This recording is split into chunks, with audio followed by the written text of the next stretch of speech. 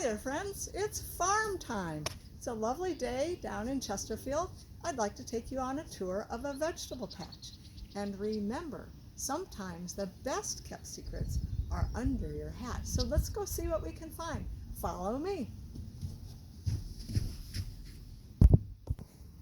As we walk along, let's see what's growing. Here are some radishes. You can see one beautiful red one poking up out of the ground there. More to come. And over here we have some beets. The beets have purple veins in them. Those beet greens are sure good to eat. Down here we have some cabbage. These were planted not long ago and are growing quite fast. Let's keep walking and see what we can find.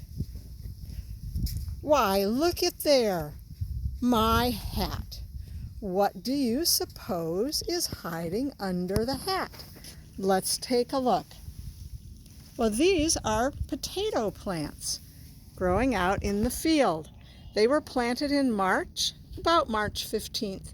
It took 3 weeks for them to come up because it was cold at that time and pretty slow growing for the plants.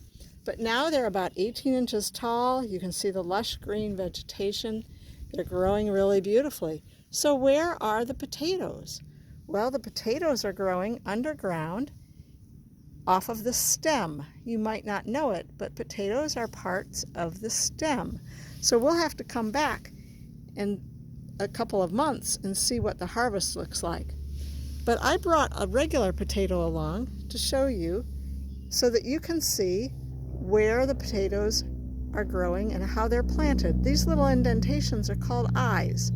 And if you take a knife and cut a chunk of the potato out with 1 or 2 eyes in it, you can plant that chunk about 3 inches deep, 2 to 3 inches deep. And pretty soon you'll have beautiful sprouts like these.